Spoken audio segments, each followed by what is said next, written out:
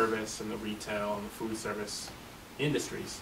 As far as I know, it's been there's never really been a real successful strategy for organizing these workers. So I wonder what you would have to say about that in terms of rebuilding the labor movement in this country, and what it will take, whether focusing on these industries is not the right, whether trying to organize the skilled workers or the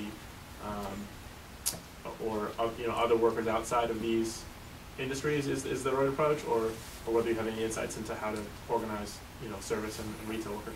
Oh, I think they can be organized. I think once a base is established, and people can see that it's possible to make a reasonably decent wage working in a restaurant or McDonald's, that it will become easier and easier to organize. But sure, it's going to be very difficult, especially now. You know, the union movement has allowed itself to be smeared so badly. I don't know if you're familiar with Edward Bernays, this great exponent of public relations, who, Bernays incidentally, was a nephew of Sigmund Freud. His specialty was reprogramming people, and he was absolutely brilliant at it. And he has lent his skills. He's dead now. He died at 100-something. Should have been much earlier. But he worked largely for large corporations. And one of his great triumphs in around 1920 was organizing a propaganda campaign to persuade women to smoke, because women by and large did not smoke prior to this. But he was brilliant. He tied it to what was women's lib at that time. So liberated women smoked. And it worked. And he worked for major corporations. And corporate America is, you have to admire them, how good they are at selling crap. You know, I referred earlier to workers getting screwed at both ends, at the production end and at the consumption end. And the extent to which we buy shit is absolutely extraordinary.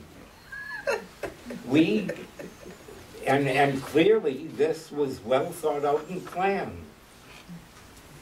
We have been persuaded that the only women who are good looking are swimsuit models. And if you don't conform to that type, there's something wrong with you. You either need surgery for breast implants, or you need all kinds of cosmetics. I remember, I'm 86 years old.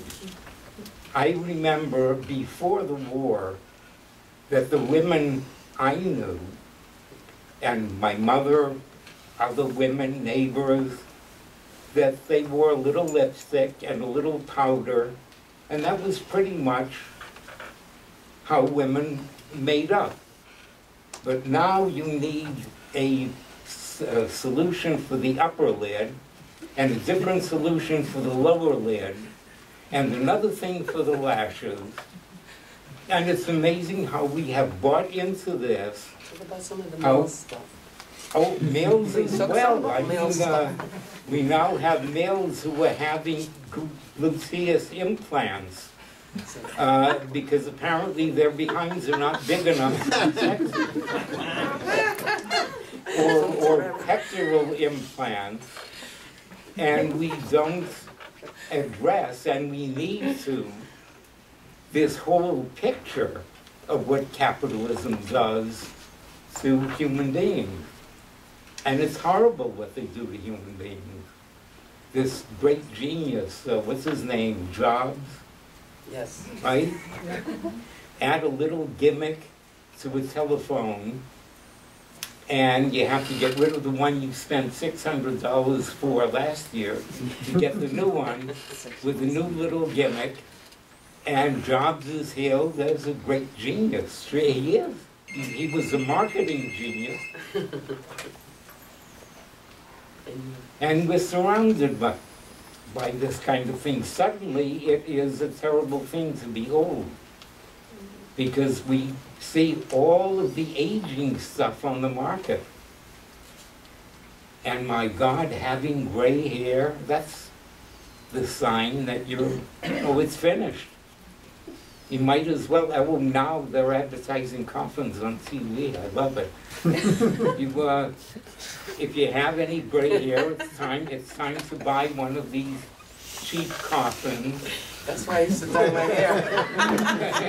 That's why I used to dye my hair, so I wouldn't have to deal with it. So there was a whole range of issues. You know, we on the left are very much interested with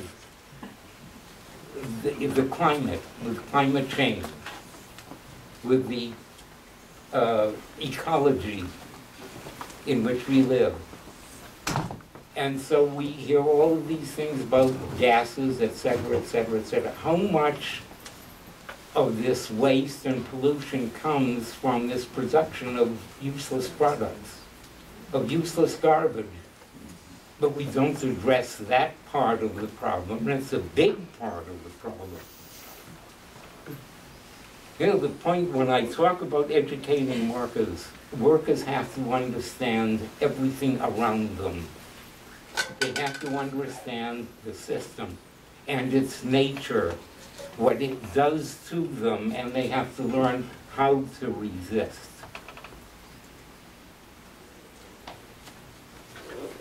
Any other questions or comments? Nick? Not so much a question, more of a follow-up on the last question on organized and unorganized workers. At the beginning of the 30s, the AFL unions thought it was kind of pointless to organize auto workers. Auto workers were unskilled. They were only, a lot of them were at the jobs temporarily because it didn't pay long. Couldn't speak English. Yeah, a lot of them were immigrants. You know, the AFL wanted to organize skilled craft unions. And, you know, just a few years later, 1934, you know, up until the beginning of World War II, the auto industry became the focal point. You know, it was, they went from untouchable to ground zero for the labor movement, and that opened up a whole wave of organizing throughout the 30s that, you know, up until World War II ended it. Basically, the people who are unskilled workers, who are lower paid, who go from job to job, are the people who have to be organized the most, I think. You know, if they were organized, they wouldn't have to go from job to job. You know, if McDonald's paid a decent living wage with benefits, you could have a career there if you want, you know, rather than it being something transitional. You know, so we need to be out there, and basically anyone who works for a living needs to be organized. But you know, there is so much that we in the left need to do, we need to look at. We tend, I think, and it's unfortunate, to have these sort of grandiose ideas about a revolution. Well, unfortunately, it's going to be a hell of a long time before we have a revolution in this country. We used to think But we ought to pay attention to all of the things that we think are perhaps not important, that are vitally important. For example, look at the way our children are educated. They really are not educated. They're trained, and that's different from education. They come out of school knowing very little that's real about their own history. And you know, it's very hard to understand the present really without understanding the past. But they don't learn that, or what they learn is pure nonsense. George Washington threw the silver dollar across the Potomac. Gee, actually, some historian on radio made the point that it would never have happened because Washington was notoriously cheap, and it would never.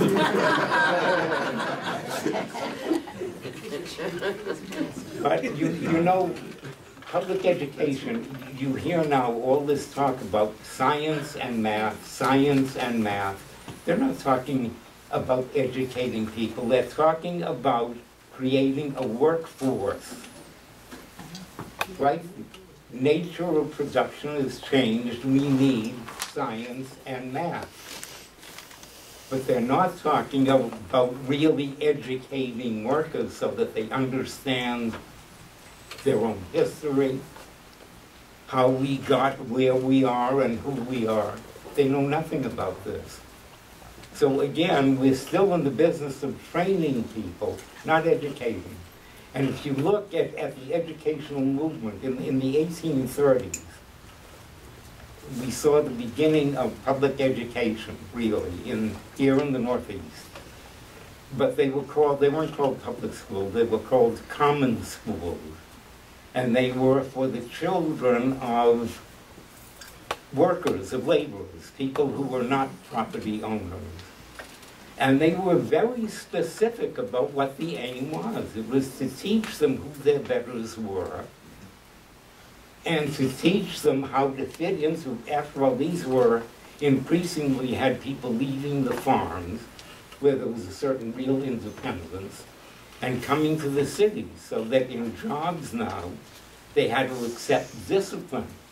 They had to get to work on time, they had to understand who to respond to and how to respond. And to a very real extent, our educational system is still the same, essentially. It still has essentially the same objectives.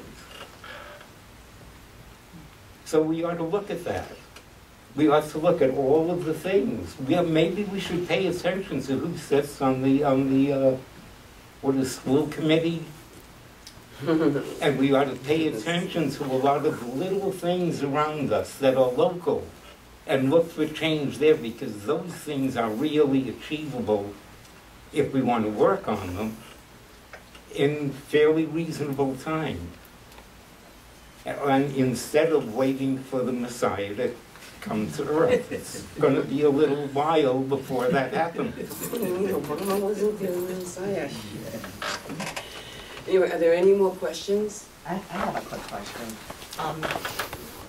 So in the process of attempting to organize, say, a lower level service industry type job situation, how do you overcome the fears of fellow employees of, losing what is already a very marginal position, losing what little income they have, and inevitably, if you don't have a job, because obviously you plan to be whatever, a rock star, and you're not going to be, so now here you are working this job just to live a hand-to-mouth existence.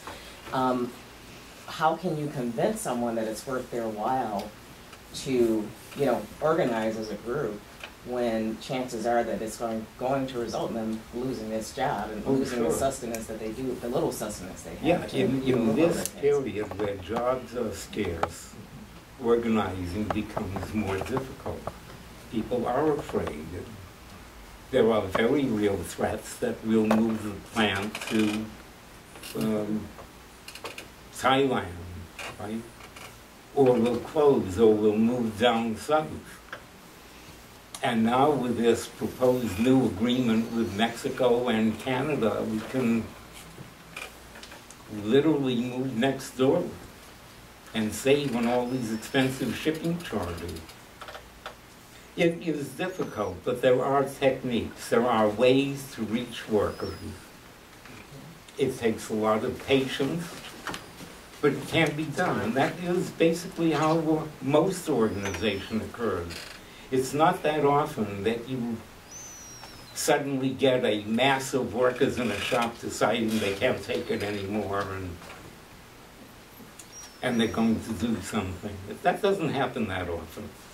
I'd like to add something to that, and that is one of the things that I learned when I started organizing. I was young, and you know, I knew everything could happen like that. The revolution was around the corner. This is a long corner. You know what I mean? So, see, that's what happens when you give up modeling. But anyway, one of the things that I've observed, you know, for a number of years, is that the organizing staffs of many unions are younger, coming out of college, have little experience and struggle, you know, in life and movement. And so, because we come from the instant, you know, now, you know, press this button, oh, look, somebody's calling me. Oh, wait a minute, I could text them back. You know, everything is now, now, now. I'm not against those things because they have, you know, I have, you know, been proven wrong, and things have, positive things have come from it. But the one thing that we have to understand really, really clearly about organizing, especially in these times when there's so many negatives, is that it takes time, it's perseverance, it's about living with the people that you're organizing. Some of the people that are sitting here will tell you, they did it, we did it. That means early in the morning, if the shift begins at 7, you're there at 6:30. You're there at lunchtime, you're there at quitting time, you're available all of the time, talking to people. People have to trust you. We have to earn people's trust. It's not just because we talk about the economy and how bad it is and how all the things that we're going to do. People tend, from what I've seen, and I've grown up in the struggle, is that we're saying the right thing, so we're going to go get the stuff for it. And that's how these union have been there for more than 15, 20, 25, even 30 years. Okay, are there because people have kind of been convinced that this vehicle that they feel is their political vehicle to access, or, you know, to gain, to reach those goals that as workers we're trying to reach, is that they're going to get it for us. No, nobody's going to get anything for us. We have to get it for ourselves because we're the ones with the power, and no one is going to empower us. I know that's like a little bit of hip language that you hear all the time. We're going to do this and empower these people. Nobody is going to empower anybody. We empower ourselves. What we can do is share our tools, which are the skills. It's just work with people, you know, and we have to live with the people that we're organizing. That's how people learn to trust us. And if it's true that we believe that people are underemployed and the wages suck, then we have to act like we know that. That means we have to be there. It may take 6 months, it may take 6 years, but we have to do this. You have to move. It has to be unilateral. It has to be universal. It can't be just one shop here, one there. Listen, when we organized Harvard University, it didn't happen in 6 months. You know, Harvard University has tons of millions of dollars, Billions. and they were able to keep us in court. Everything that at the time Derek Bach was the president, and every opportunity, everything that was available to him, because he, as an employer, had rights. But we had the power. But people had been convinced that because it was a prestigious university, we shouldn't organize. But you know what? You cannot eat prestige. You can't use prestige to put food on your table, the clothing on your back, and a roof over your head. And finally, that happened. And a lot of the people that worked there for years really believed that they had a great job. Got a little, you know, put on the blue collar uniform, you know, put on a little skirt, little cute blouse, and all that stuff. So now we're middle class. No, we're not. We just look different. We look better, but we are workers. And what happened? What do you think really moved all the people that we were able to form that bargaining unit? It wasn't that they were exploited. It wasn't that they were underpaid. It was that when they found out that looking down their nose at the people that came to clean, that they earned 3 times as much as they did with the crispy little shirts and the cute little skirts, right? When they discovered that, you have no idea how pissed those people were. You have no idea. But we realized that that was not the time to teach the lesson. That was the time, you know, to strike on and say, okay, so what is it that you need to do? Or because your children can go to Harvard, because you're an employee, you're an exploited employee, you're an oppressed employee, and you're probably never going to get that child to go to that school.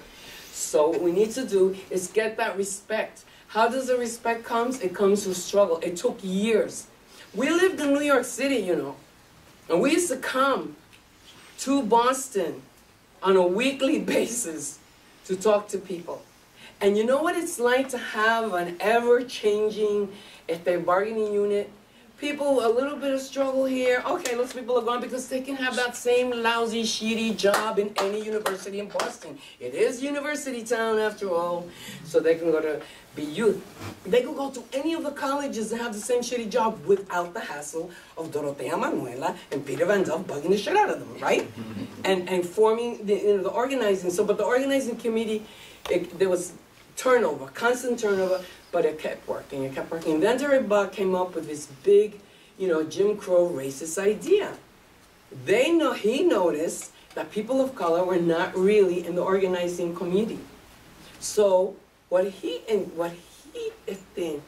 suggested was become an ad hoc committee, because obviously the union is not including you. He gave them a few bucks so that they can do whatever they needed to do with that ad hoc committee. Now, we cannot have that, because if I can organize a caucus within the Progressive Union District 65, we're going to get these people in this union, right? So it took more than a year to keep talking to people, showing that that was just trying to buy them off, and that nobody was excluding them, that we know that we belong there. It's not about being excluded, being included. We got the power, we're in there. And finally, to make a long story short, it happened over, after several years, and we won the election. However, we were not necessarily the best union for that particular, bargaining unit. But the important thing was that that myth about the prestigious university, that everybody was fine and doing well, that myth was busted. And to this day, and I see one of the organizers, one of the union people right here, the union contracts continue, and the same thing with BU. Except John Silva kicked me out of a board meeting because he didn't realize who I was. See, there's when you're discriminated against because you're a woman, you're black, Latina, and young, sometimes you have to know how to play with that. I grew up with that as triple jeopardy, so I used it. I said, okay, I'm cute, I'm Latina, I'm black, I'm just gonna come sit in this board meeting. I'm one of the union organizers, he doesn't probably know that.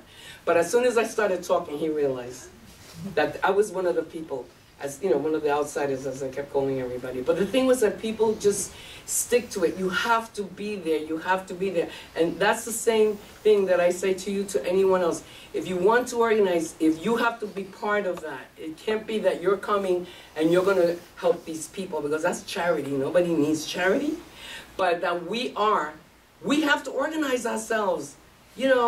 Really, we have to organize ourselves. I don't know if you go by the Marxist definition of middle class, but whichever one you go by, if we have to work for a living, we're not middle class. I'm sorry. And then we want to just see if people want to, socialize, talk informally. Sometimes you get more information talking informally, having a little bit of wine and chicken and dip back there. Okay? Yeah, I was in the organizing drive 3 years ago, and we won 2 elections. And this, what she was referring to, everybody was scared, but at a certain point, we felt we didn't have anything to lose anyway. They terrorized the place so much, and if you're at McDonald's or Walmart or one of them, you don't have much to lose there. I think I was in West Virginia years ago, and folks struck at the Giant Eagle. The same thing. They were making a dime over minimum wage. They said, "Hell, we might as well be on strike," and they won a lot. But I was in 5 different unions over 22 some odd years, and I guess the main thing I saw was the thing that you referred to earlier. That was that these unions wouldn't come up with a political alternative. I think that was kind of the weakest leg there, that there wasn't a movement for a labor party significant enough to make it happen in the U.S. And I think for me that was the most fatal mistake that was made by the labor unions, not to organize some kind of socialist or labor party even. For Christ's sakes, we don't even have that. you know, I think maybe in those days, I was organizing in the 70s and the 80s mostly, in the 90s, but I think if the left in the plants, I was in Unite, UAW, the Machinists Union, you know, those, if the left could have united around some kind of program for a Labor Party, even if it was, you know, sort of more limited, defined in a limited way, and get the thing off the ground, I think, you know, we could have done something, you know, over the last 30 years, or 40, whatever. So I don't just blame the leaders of the movement. I think there were some significant errors, you know, the left parties and organizations, I think could have done a better job and failed to do so, and I think the whole country's paid for it. I think that's true. Okay, so we have to wrap up this, okay. Can you make your question, and you're coming very short? Very short. because okay. To answer your question, I organized a union at FedEx ground last summer, not this summer, the one before. Yeah, it was in Brockton. It was with the Teamsters Local 653, and you know what happened is, as you said, the boss was an asshole, and that was the best thing you could ever hope for if you want to organize a union. The boss is a nice guy, not going to happen, but everyone hated him. So I went to the Teamsters. It's small. There's no local 25 here in Boston, but it's a smaller local. And my background is I was a supervisor at UPS for 5 years, and I would know how to say things to work. It's like if we were working over 5 hours, there's a part-time job. It's like, you know, if we were if we worked at UPS with the Teamsters union, we'd be making time and a half right now. People are like, wow, really? I'm like, yeah, the union rate. So I would kind of slowly agitate that way, and I found a few people I could really trust. People I know who weren't going to tell management anything. So I'd pull them to the side, and like, hey, you know, I'm thinking maybe we should organize a union. And that you slowly build with ones and twos, and you know, I have a socialist perspective. I came from, you know, it was books like Teamster Rebellion that I read that inspired me to actually want to become more of a union activist. And if you ever want to organize a union, read that book and get inspired. Get a socialist perspective on production. Then you'll understand why it is the working class is the most important class in production. So I have that perspective, you know, and it was, now my union guy, you know, he didn't really do anything. It was mostly, you know, my party, Social Alternative.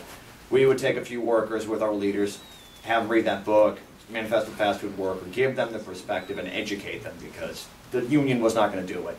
So at one point I was getting, you know, 7 and 8 people a day signing union cards at a factory, you know, at the warehouse at FedEx was about 55 people. So my boss one day goes, Chris, why are people keep going into your car all the time and then they walk out short after? I'm like, oh, I'm just selling them weed, it's cool. And he's like, He believed that and accepted it. yeah. And the boss goes, okay, all right, you know, that was fine. But you gotta like think like that. You have to kind of, you know.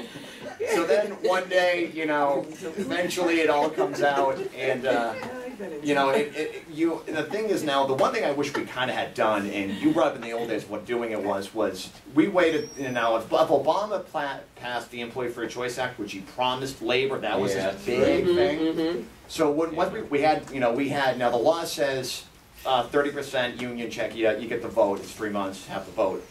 We had 75% of the union cards signed. So we walked in with a strong mandate, and now because Obama didn't pass AFL like he promised labor, it's the last 3 months, FedEx hired a team of excellent lawyers, and they made it 4 months long.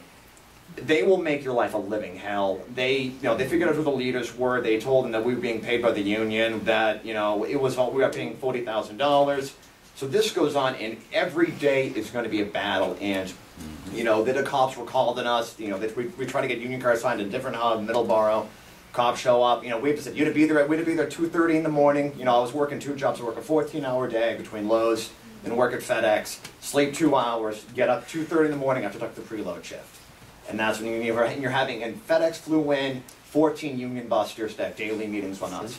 The Teamsters led by James Hoffa Jr., who makes $350,000 a year, flew in 1 guy for 4 days out of the 4 months. So the union bureaucrats don't really, I mean, FedEx is their nemesis of everything they wanted to organize it, and they did nothing. So it was my party and me doing it all. And eventually, the day before the election, James Hoffa and Ken Hull, who just got reelected in his position, pulled our petition from us, so we couldn't even vote in the end. So it was, that was 8 months long of organizing. So, so I was thinking Brazen Detective just going and striking might be your best thing if you have that. Because if we had that 75%, the first few days they tried to have the union busting meeting, it backfired. Everyone was yelling at us like, we haven't talked to one manager ever, and now there's 4 managers here that we never saw before. You cater us a meal, and you bring us ice water in the heat. So I think we know that you're probably afraid of something. So, that's the thing. So, talk to your workers, start small, educate. That's the thing. Okay, the last person, Sandra, and then what we're going to do is we're going to thank you very much for coming. Maybe we can talk Peter into another talk, another time, maybe even do a workshop for those of you that are interested in going back to the old organizing ways.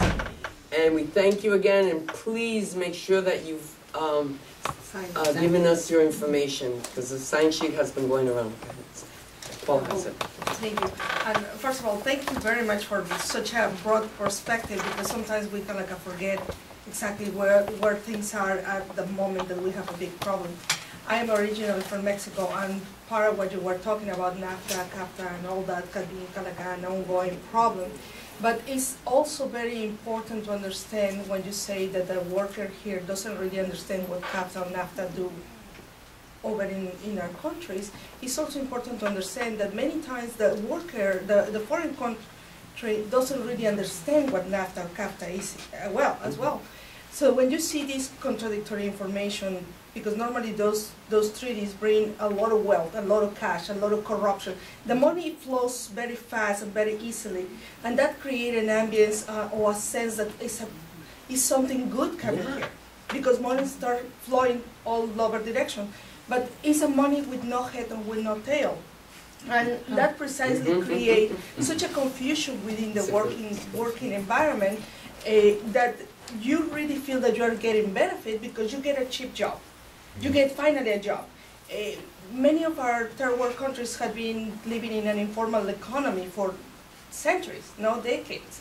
When you talk about an ongoing organizing drive, many people do think in months, weeks, whatever. But the reality is generational. And generational takes lots of effort for everyone.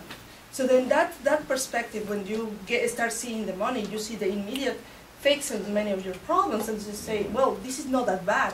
How we can solidarize the worker abroad and the worker at home, that now technically they are reversing the roles. And how would you actually really encourage the idea to educate and take this inertia to educate workers abroad and at home, because technically we are fighting the same war. It's a cheap labor war, and it's the race to the bottom, not race to the top. And that goes back again to the educated worker is a good organizer. But how we can actually change the mentality that we have to develop leadership without training leadership within the current source of power. So that's, I guess, is the big dilemma. And I would a last comment, because you raised something interesting. When NAFTA went into effect, it enabled the United States to ship cheap subsidized corn, duty-free, to Mexico. The result was the displacement of 1.5 million small farmers who are left with no alternative but either starve or come to the United States for work. And here all these people who talk about immigrants fail to understand that we created that situation. Also Haiti and rice. And Haiti as well. Cheap rice is what caused the similar problem in Haiti. And that is something that, unfortunately, most Americans don't understand.